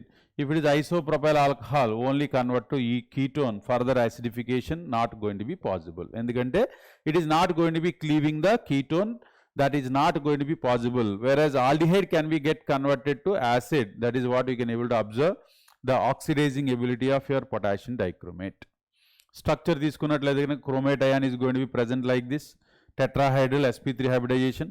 ఇది joining of two chromates, nothing but it is dichromate ion. So that's what you can see here. The bond angle is going to be 126 degree. Here it is going to be 1.79. It is going to be 1.63 angstroms. That's what we are able to see. That particular structure of chromate and dichromate is going to be like this. And still, if you are going to be observing what we discussed, chromate converts to dichromate, dichromate converts to chromate. That's what you can see. The change in oxidation state is going to be having not observed. Both of them are going to show plus 6 only, but only the existence of chromate and dichromate can be saying like this. So all properties what I said, I made one sheet here, you can able to observe. So dichromate is going to be making into oxidizing abilities. I minus to I2, S2 minus to S, Fe+2 to Fe+3, SO2 to SO4 2-, NO2 minus to NO3-, and we are going to take in presence of hydrogen peroxide is convert to K3CrO8. Adanni kuda oxidizing abilities. When we are going to be taking in base, it is get converted to dichromate, dichromate in acidic medium converted to chromate, chromate converted to dichromate in acidic medium. Adokati chusukunnam manam. Alage H plus H2O5 is going to give CrO5. So CrO5 చాలా సార్లు అడుగుతారు question మనకి. So what is the oxidation state of CrO5?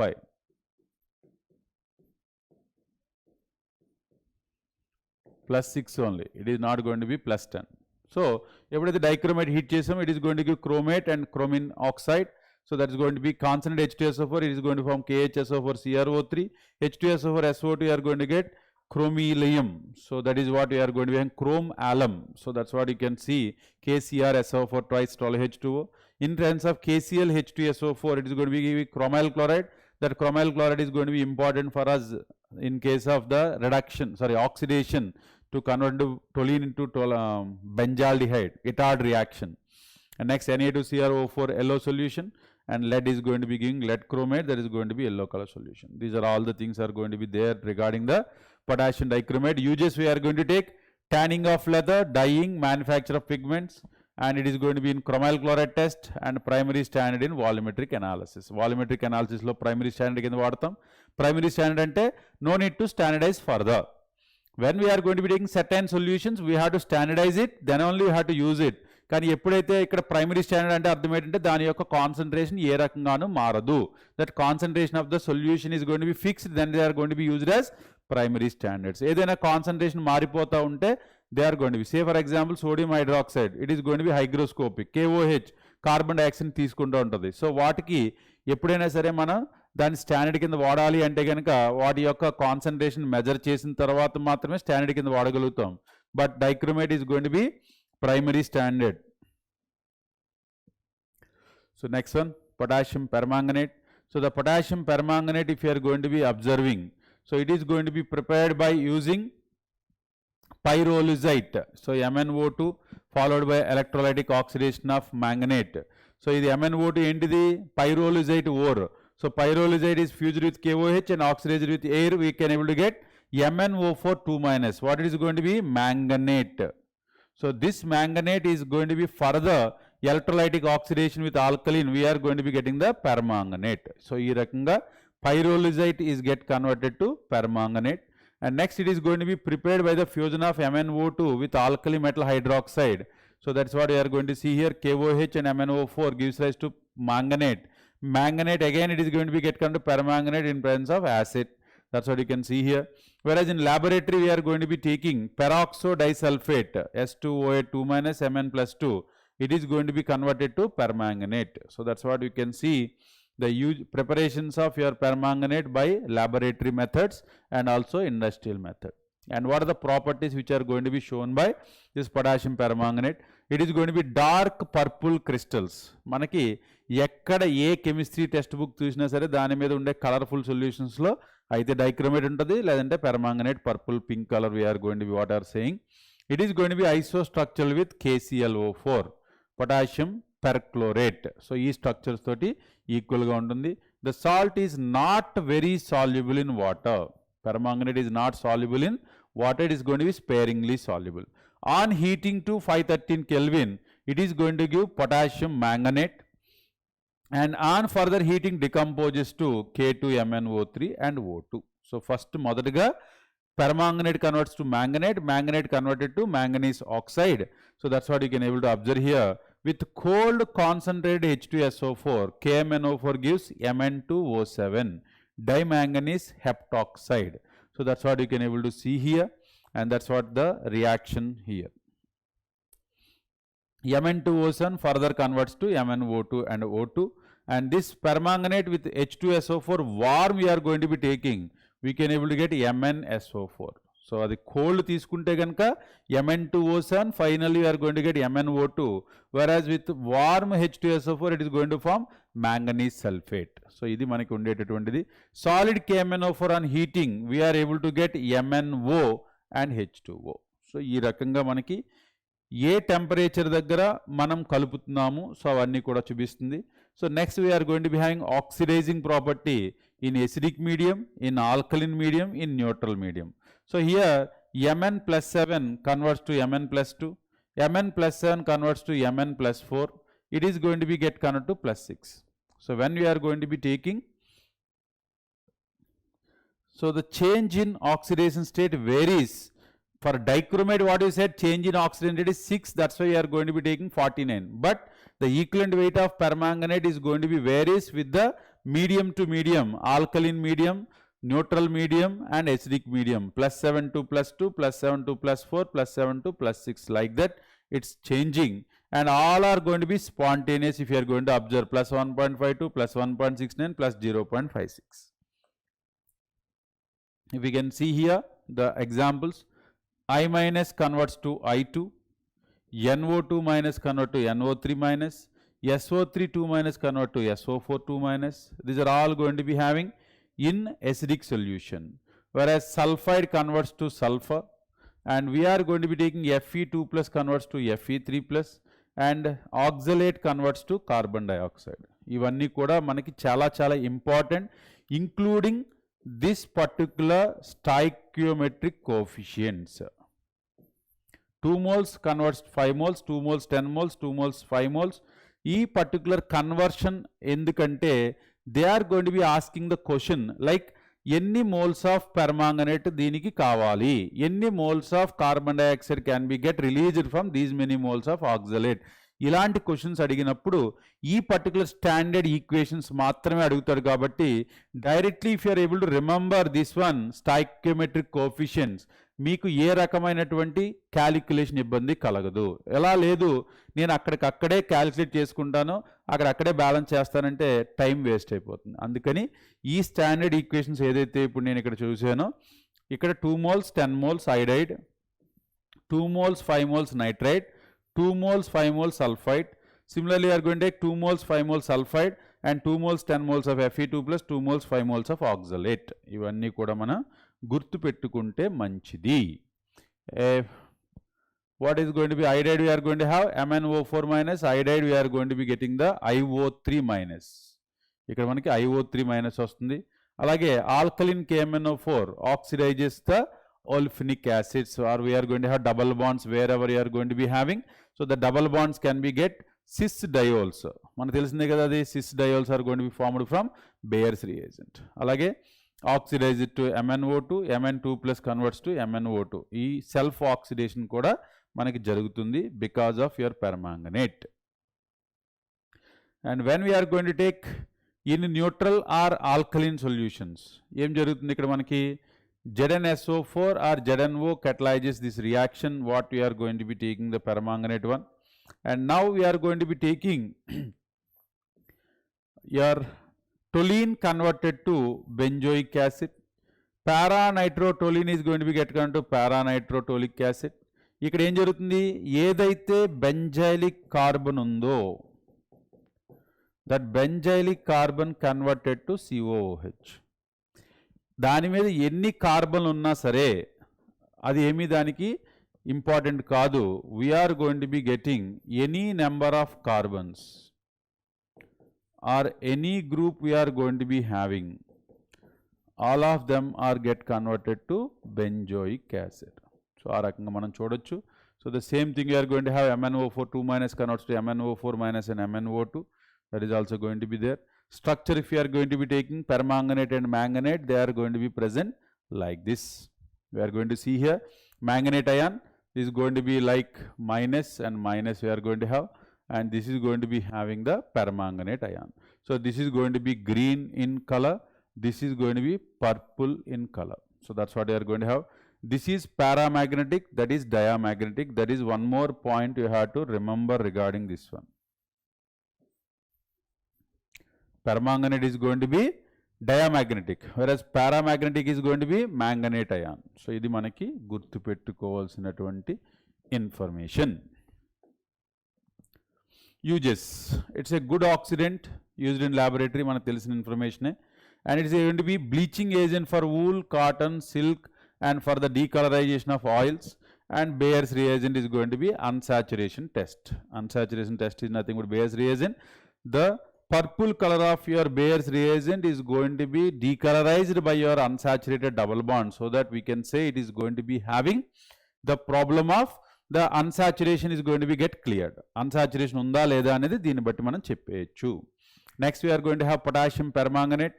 ఈ potassium permanganate సంబంధించినటువంటి information అంతా కూడా ఇక్కడ tablet ఫామ్లో ఇచ్చాను. ఆక్సిడేషన్ చెప్పాను కదా, it is going to B H2O2 to O2, oxalate to CO2, +2 to +3, sulfide to sulfate, +2 to MnO2, X minus to X2, H2S to S. ఇది కాన్సన్ట్రేట్ H2SO4లో తీసుకుంటే కనుక మనకి Mn2O7, whereas MnO3 in acid is going to be excess. So when this is going to be taken water hydrolysis, again it is going to form Mn2O7. If MnO3 is going to be taking Na2CO3, you will get KMnO4 MnO2 again back. and this is going to be get converted to K2MnO4 MnO2 when you are heating it. When it is going to be in acidic medium, converts to MnO2 O2. When it is in alkaline medium, decolorizes C double bond C groups. That's what Bayer's reagent. Ivanni kuda mana potassium permanganate sambandhinchina information. Now next one, we are going to have inner transition elements, F block. So these inner transition elements are going to be filling up n-2 f orbital. That's what they are going to be called as the F block elements. And when we are going to be taking, in this we are going to have two series, 4F series and 5F series. 4F series lanthanide, 58 cerium to 71 lutetium, whereas actinides are going to have 90 thorium to 103 lawrencium. So both of them, lanthanides and actinides, are belonging to 3B group, or you can say third group. Edaina sare correct. 3B కొన్ని కాంట్రవర్సీలు ఉన్నాయి, third group అసలు controversy లేదు. And belonging to 6th period, that's what we are going to be having. 7th period is going to be for actinides. So all are going to be having 4F subshell. As I said, n-2f orbital anti-penultimate shell. Anti-penultimate shell is going to be filled up so that it is going to be having the chance of getting this F block elements. They are called as rare earth elements. And coming to the electronic configuration and oxidation state, they are going to be stable in +3 oxidation state. And electronic configuration, if you are going to take 6s2, 5d0 to 1, 4f1 to 14, that is of lanthanides. What are lanthanides? After lanthanum, these are coming, that's why they are called as lanthanides. Lanthanum 57 తర్వాత మనకి 58 cerium దగ్గర నుంచి ల్యాంథనైడ్ start అవుతున్నాయి. ఈ అన్నిటిని కలిపి lanthanides అని ఎందుకు అన్నారంటే ఆఫ్టర్ ల్యాంథనం. ఇవన్నీ కలిపి యాక్టినైడ్స్ ఎందుకు అన్నారంటే after actinium. So that's what you are going to be having here. Electronic configuration, if you are going to be observing, it is going to be, see here, it is going to be 5d1 6s2, 4f2 6s2, 4f3 6s2, 4f4, 4f5, 4f6, 4f7. But when you are going to take the gadolinium, that is going to be having half filled configuration, 4f7, 5d1 6s2. Adi okkate manaki variation. And coming to the lutetium also, it is going to be having the 5d1 6s2. Remaining ఎక్కడా కూడా మనకి d ఆర్బిటాల్లోకి ఏ విధమైనటువంటి electron enter అవ్వదు. So అది మనకి ఇక్కడ గుర్తుపెట్టుకోవాల్సింది. లాంథనం is going to be having 5d1 6s2, whereas cerium you are going to take 4f2 cs2, 4f3, 4f4, 4f5, 4f6, 4f7. Again you are taking gadolinium, we are going to be having the 5d1, 4f7, 6s2, and again we are taking the lutetium, it is going to have 4f14, 5d1, 6s2. gadolinium అనే question చాలా సార్లు అడిగాడు, మీరు బాగా గుర్తుపెట్టుకోండి. So lanthanide contraction atomic సైజ్ని మనం కనుక observe చేసినట్లయితే we are going to be having poorest shielding effect of F electrons. So ఇక్కడ ఏం జరుగుతుంది, జనరల్గా గ్రూప్ ఇది మనకి లాంథనైడ్స్ యాక్టినైడ్స్ కూడా పీరియడ్ కాదు, ఎలా అడ్డంగా ఉన్నాయని చెప్పేసి పీరియడ్ అనుకోవద్దు. లాంథనైడ్స్ యాక్టినైడ్స్ కూడా గ్రూప్లు అవి. Lanthanides is going to be comes in third B group and actinides also comes in third B group. But they are going to be having in a group, what you are discussing, size is going to be increases from top to bottom. Can lanthanum to, we are taking the cerium to lutetium, what is happening there, the size is going to be decreasing. That size decrease is going to be called as lanthanide contraction. ఎందువల్ల జరుగుతుంది, ఈ 4f orbital ఏదైతే fill అవుతా ఉంటుందో వచ్చినటువంటి ఎలక్ట్రాన్ని న్యూక్లియర్స్ నుంచి అంత సరిగ్గా ప్రొటెక్ట్ చేయలేకపోతుంది. 4f electrons are going to be poorest shielding effect. ఆ పూరెస్ట్ షీల్డింగ్ ఎఫెక్ట్ ఉండడం వలన ఈ 4f ఆర్బిటాల్స్ అనేవి సరిగ్గా ప్రొటెక్ట్ చేయలేవు. సో అవి సరిగ్గా ప్రొటెక్ట్ చేయలేకపోవడం వలన ఈ వచ్చినటువంటి ఎలక్ట్రాన్ అనేది బాగా న్యూక్లియస్ అట్రాక్ట్ చేస్తుంది. So that attraction making the size to be decrease, that decrease only called as lanthanide contraction. Lanthanide contraction. So because of the lanthanide contraction, we can see here 2.7, 2.64, 62, 659, 54 అలా తగ్గుతా ఉంది. So అలా తగ్గుతుంది కాబట్టి దీన్ని మనం lanthanide contraction అని చెప్పి పిలుస్తున్నాం. The cause of lanthanide contraction, what I said, that is going to be having poor shielding effect of 4f electron that can't able to protect the incoming electron. That's the reason we are going to be having the size is going to be decreasing. So because of this lanthanide contraction, what are the consequences we can able to observe here, or what are the effects we can able to observe here?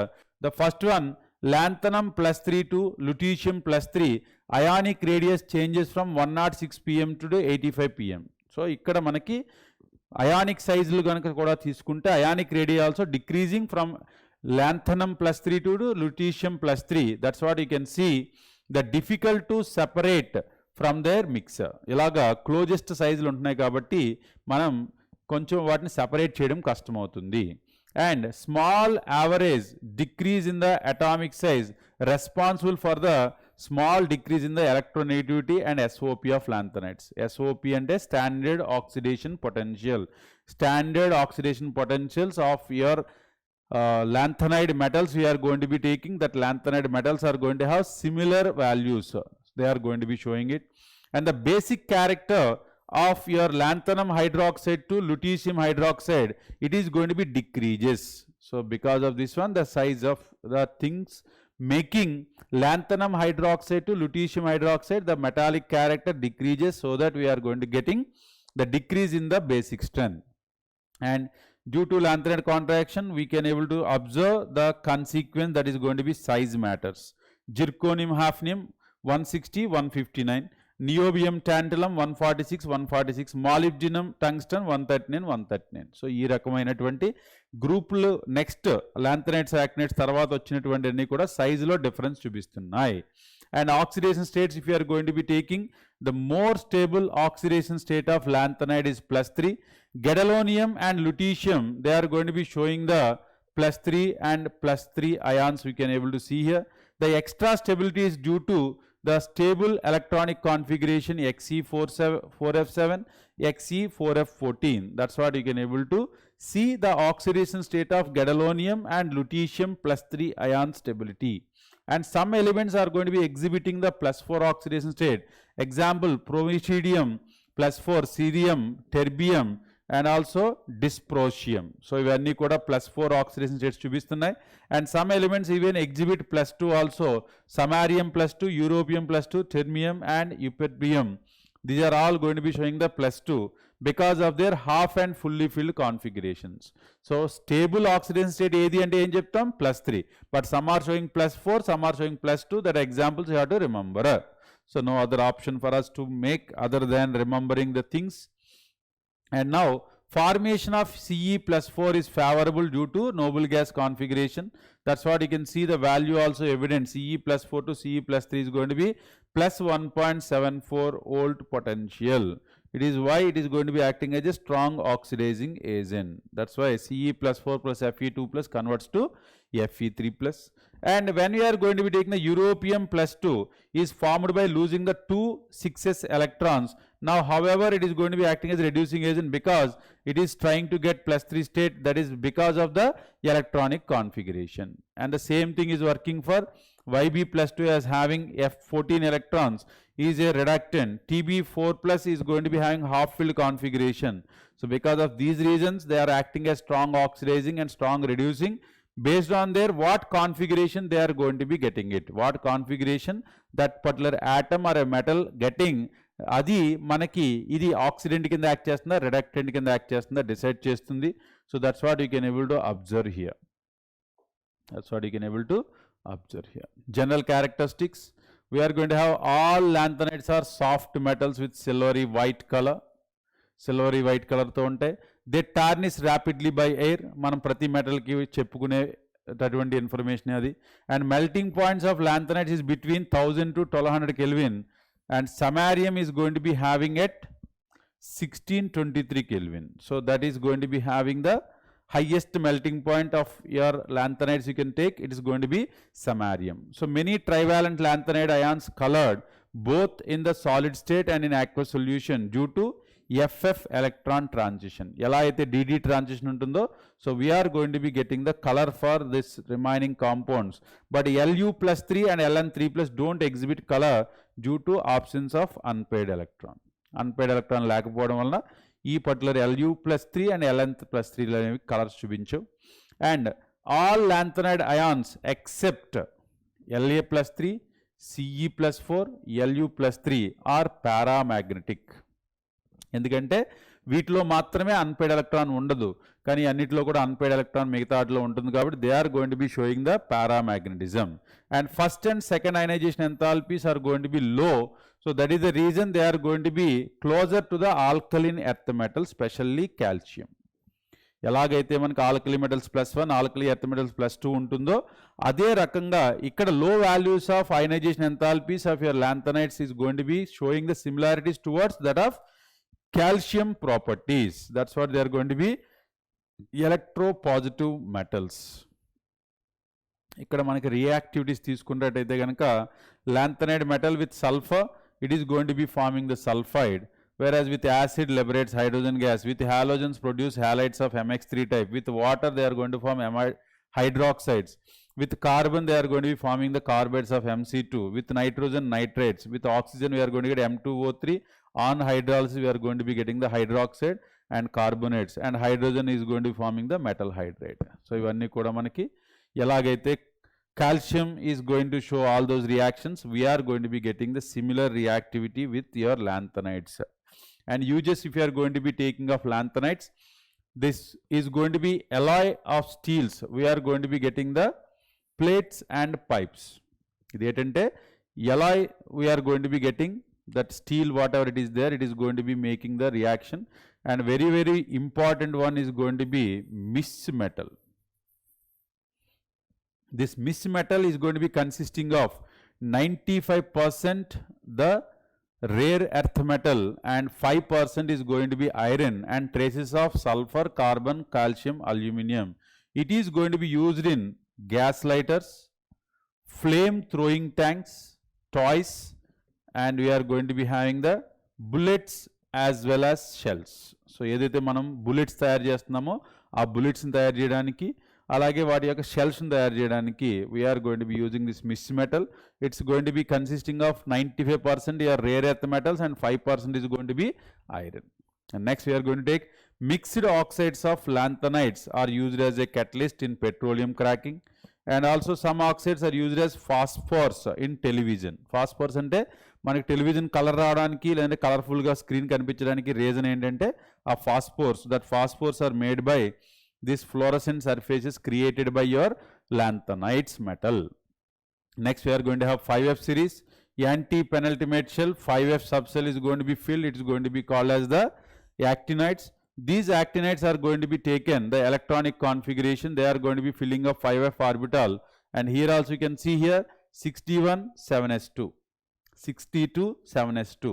ఇక్కడ మనకి యాక్టీనియంలో F orbital లేకపోవడం ఎంత ఆశ్చర్యమేమీ లేదు, కానీ thorium అనే element F black element అంటున్నాం, కానీ దాని యొక్క ఎలక్ట్రానిక్ కాన్ఫిగరేషన్ తీసుకుంటే ఏమవుతుంది, it is going to be having 6d2 7s2. మరి అలాంటప్పుడు దీన్ని ఎఫ్ బ్లాక్ ఎలిమెంట్ అని ఎందుకు అనాలి, ఎఫ్ ఆర్బిటల్ ఫిల్ అవ్వలేదు కదా.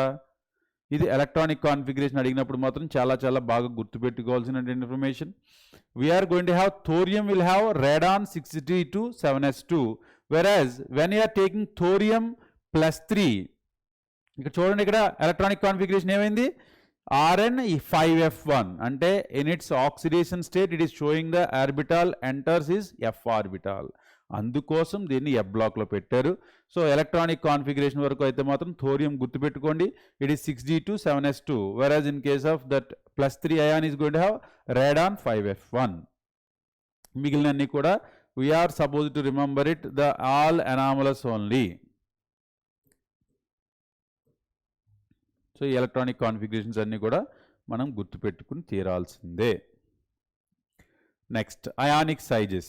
Ionic sizes what is going to be having gradual decrease in the size of atoms, that is m+3 ions across the series due to actinide contraction. ఏదైతే lanthanide contraction చెప్పుకున్నామో అదే మనం actinide contraction కూడా ఉంటుంది. So actinide contraction is going to B greater than lanthanide contraction. ఎందుకని అంటే 5f orbitals are going to be still more purest shielding effect compared to your lanthanide 4f orbital. So ఇక్కడ oxidation states తీసుకున్నట్లయితే కనుక we are going to be having the same oxidation states how we are going to be written there, we are given here. ఇందులో కొన్ని అంటే NCR text బుక్లో ఏది ఉంటే అదే యాజ్ ఇట్ ఈస్గా ఫాలో అయిపోండి. సో ఇక్కడ కొన్ని ఆక్సిడేషన్ స్టేట్స్ అంటే కొన్ని మిస్సింగ్ ఉన్నాయి. సో ఏదైతే మనకి ఎన్సీఆర్ టెక్స్ట్ బుక్లో వాడు ఇచ్చాడో ఆ టేబుల్ని యాజ్ ఇట్ ఈస్గా ఫాలో అయిపోండి. Okay, so this is what you are going to be having the oxidation state. What is going to be +3 oxidation state is going to be stable. You can able to observe that one point, you can able to see it from oxidation states. And general characteristics, if you are going to be taking, here also they are going to be silvery appearance like your lanthanides only, and it is going to be having irregularities in metallic radii which far greater than the lanthanides. Ade mana appudu cheppukunnattu point. They are highly reactive metals. HCl attacks all metals slightly affected by nitric acid due to formation of protected oxide layer. అది ఎప్పుడు కూడా మనకు కామనే కదా. HNO3 ఎప్పుడు తీసుకున్నా సరే, aluminium కానీ ఏ మెటల్ అయినా సరే, it is going to be forming the oxide film. That oxide film is making the further reaction not possible. So that's what you're going to have. Magnetic property తీసుకున్నట్లయితే కనుక this is going to be having more complex than your particular lanthanoids. ల్యాంథనాయిడ్స్తో పోలిస్తే ఇది ఇంకా కాంప్లెక్స్గా ఉంటుంది. And next we are going to be taking the ల్యాంథనాయిడ్స్కి దీనికి కంపారిజన్ తీసేసుకుంటే నేను ట్యాబులర్ ఫామ్స్లో చెప్పాను. సో ఇక్కడ మనం డైరెక్ట్గా చూడొచ్చు. We're going to have differentiating electron enters into 4f orbital, differentiating electron enters into 5f orbital. And next we are going to take belong to 6th period and form a part of 3rd transition series. They constitute first inner transition series, it's not an issue. Belong to 7th period and form the 4th transition series.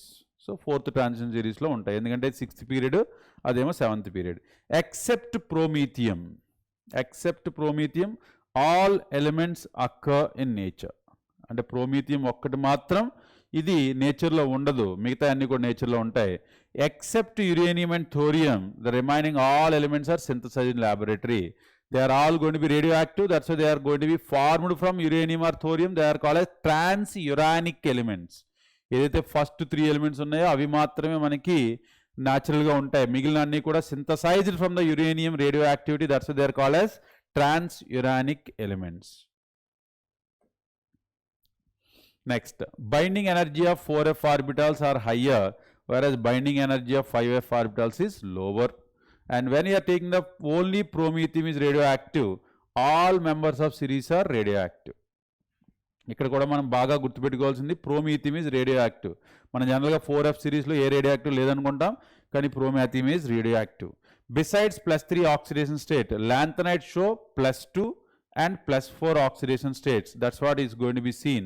Whereas besides +3 oxidation state, actinides show +4, +5, +7. And variable oxidation states are going to be more in case of actinides than compared to your lanthanide. But both of them are stable in +3 oxidation state.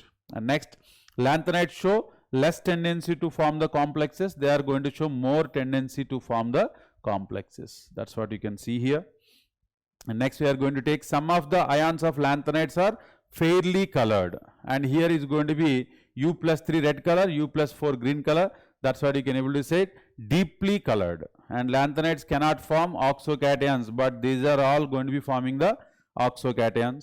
Lanthanides hydroxides are less basic in nature, whereas actinide hydroxides are more basic in nature. And contraction is going to be relatively less, contraction is going to be greater. That's what we are going to be having.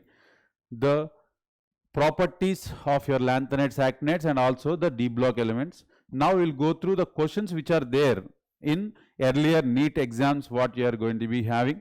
And the first question here it is, scandium is going to be showing the transition element, but Zn30 that is going to be not, because మనం చెప్పుకున్నాం కదా already transition element అంటే అర్థం ఏంటి, either it has to show D1 to D9 configuration in elemental state or it is going to be in ionic state or charged ion state. కానీ zinc అనేది 4s2 is going to be lost, even it is going to show D10 configuration. That's what you can see. In case of scandium, 3d orbital partially filled, but Zn it is going to be completely filled. అందుకోసం దీన్ని transition metal అని పిలవడం లేదు. Identify the incorrect statement. Chromium +2 D4 is a strong reducing agent than Fe2+ in water. The transition metals and they are going to be having because of configurations, we can say it. The transition metals and their compounds are known for their catalytic activity due to their ability to adapt multiple oxidation states and to form complexes. Correct, it is going to be.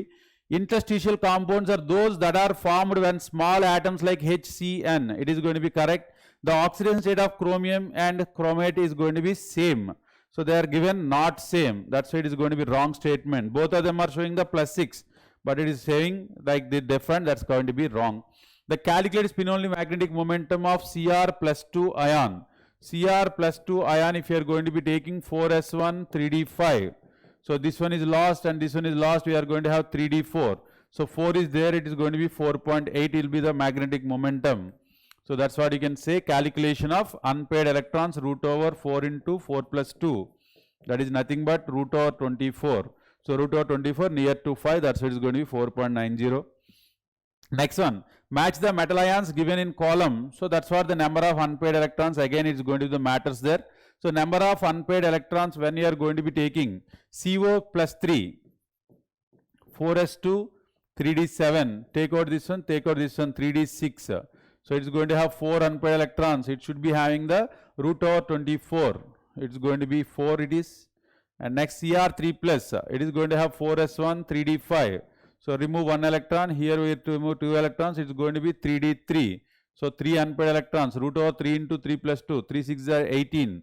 So it is going to be, so root 15 we are going to be getting it. So 3 into 3 plus 2. So root over 315. And next Fe3 plus 4s2 3d6. So it is going to be taking out 1 3d5. So 5 unpaired electrons. So that it is going to have 5 into 5 plus 2. So 35. Na2 plus 4s2 3d8. So take out this one. So we'll have how many unpaired electrons? 2 unpaired electrons. Root over 2 into 2 plus 2 root over 8. So that's why A4 B5 C2 D1, that will be the answer for this question. And next we are taking magnetic momentum of 2.84 bm is given by nickel, titanium and this one. It is going to be asking, so 2 unpaired electrons. Ipude manam calculate chesam, 2 unpaired electrons unnai maatrame manaki magnetic momentum is going to be. So that's why the answer is going to be Na2 plus. Which of the following process does not involve oxidation of iron? Which of the following process involve oxidation of iron? So formation of FeCO5 from Fe. Ikkada 0, ikkada kuda 0. Andukani ide answer avutundi. So remaining all cases iron oxidation state is going to be changing. That's why you can keep the answer iron carbonyl.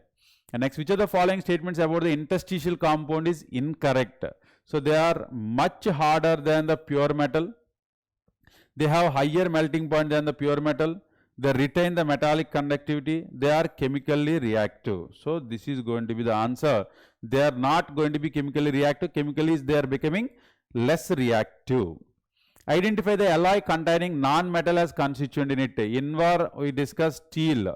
So steel is going to have iron plus carbon. No? So carbon is non-metal. Migilina anni kuda manaki metal and metal alloys, but the non-metal is going to be present in steel. So andukosam adi answer avutundi. So tarvata, the catalytic activity of transition metals and their compound is ascribed mainly to. So dintlo manam deniki cheptunam manam transition metals అనేవి catalytic activity, the ability to adapt the variable oxidant. Catalyst కింద ఉండడం కోసం మనకి main గా కావాల్సింది d orbitals are going to be showing the variable. That's why they can accept and they can able to be giving less stable one will be converted to again more stable one. ఆ రకంగా మనకి stability, you are changing the catalytic property. And which of the following does not correctly represent the correct order of the property indicated against it? So titanium, vanadium, chromium, manganese increasing order of oxidation state, correct, +7, +6. Ti3 plus, V3 plus, Cr3 plus, Mn3 plus increasing magnetic momentum. Number of unpaired electrons increase aithe magnetic momentum perugutundi. Titanium, vanadium, chromium, manganese increasing melting points. It is going to be wrong one. So melting point em cheppanu, manganese ki takku untundi. Because of typical metallic structure, manganese technetium will have lesser melting point. And next one you are going to have increasing second ionization enthalpy, correct only. Next, 4 successive members of the first series of the transition metals are listed below. For which of them is standard potential value is positive? Manaku telusina copper kada +0.34. Migitha annitiki kuda negative values untayi. Copper ki matram +0.34 volts untundi. That is going to be positive. Next, for the 4 successive transition metals, the stability of +2 oxidant will be there in which of the following order? So +2 అనేది ఏం చెప్పుకుంటున్నాం మనం? It is going to be decreases because of the stable electronic configurations are not going to be modifying. Which of the following ions will exhibit color in aqueous solutions? Which of them are going to be having unpaired electron, they will be showing the color. When they are going to be having the no unpaired electron, they will not show the color. So adi manaki ikkada chuskunte titanium 3+ is going to be having unpaired electron, that is going to show the color. So which of the following pairs has the same size? We are going to be having zirconium 4+, HF 4+, because of the lanthanide contraction we will have the same size. And the manganate and permanganate ions are tetrahedral due to, so they are going to be having the pi bonds. So that's why they are going to be making the tetrahedral, it is going to be present. And next we are going to take when neutral or faintly alkaline KMnO4 is treated with potassium iodide, iodide ion is converted to X. This is going to be, we are going to be getting alkaline medium IO3-. In acidic medium means I- converts to I2, whereas this one is going to be like this. Which of the following ions exhibit DD transition and paramagnetism as well? We are going to be having discussed permanganate is going to be diamagnetic, for manganate is going to be paramagnetic. That's what you can able to say. The D will be the answer. Name the gas that can readily decolorize acidified KMnO4 solution. We are going to be having SO2 will be decolorizing because it is having reducing ability. And next one, you are going to be having which one of the following is going to be showing the color when you are going to be having the SO2 is passed through the acidified dichromate solution. Green chromium sulfate, as we discussed that potassium dichromate thing. And next one, the reaction of aqueous KMnO4 and H2O2 in acidic condition gives, we are going to get Mn2 plus O2. మనం అక్కడ permanganate reactions అని చెప్పున్నాను, మీరు ఒకసారి చూసుకోండి దాన్ని. Which of the statement is not true? So sodium dichromate is preferred over potassium dichromate for volumetric analysis is going to be wrong one. Potassium dichromate is going to be having more preferable than sodium dichromate because sodium dichromate is going to be having more solubility. Potassium dichromate is going to be better one. Primary standard. Acidified dichromate solution turns green, Na2SO3 is added to it. This is due to the formation of, so chromium sulfate is going to be there. And next one you are going to take which one of the following statements related to lanthanons is going to be incorrect. So all the lanthanons are there saying much more reactive than aluminum, it is going to be less reactive. That's it is going to be wrong one. And the electronic configuration of europium, gadolinium and is given. So నేను చెప్పాను కదా already electronic configuration of gadolinium చాలాసార్లు అడిగాడు, so అందుకని compulsory మీరు గుర్తుపెట్టుకోవాల్సిందే. So that is going to be the answer for that one. And gadolinium belongs to 4f series, its atomic number is 64. So మనం already చెప్పుకున్నాం 4f7 5d1 6s2. లుటీషియం కూడా 6d ఉంటుంది. So that is what we're having importance for this particular gadolinium electronic configuration. Because of the lanthanide contraction which of the following pairs are going to zirconium and hafnium, చాలాసార్లు చెప్పుకున్నటువంటి information. And next one, reason for the lanthanide contraction is negligible screening effect of f orbitals. That's what they are going to have. And next they are asking which of the following lanthanide ions is diamagnetic. So diamagnetic అవ్వాలంటే దాంట్లో unpaired electron ఉండకూడదు. ytterbium plus 2 లో unpaired electron లేదు, అందుకోసం it is going to be diamagnetic.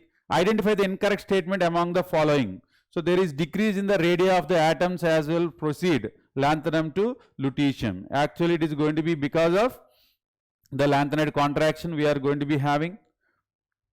And the reason for the greater range of oxidation state in actinoids attributed to, so it is going to be 5f 6d 7s levels having the comparable energy. That's why they can able to show the more variable oxidation states. Which of the following exhibits only +3 oxidation state?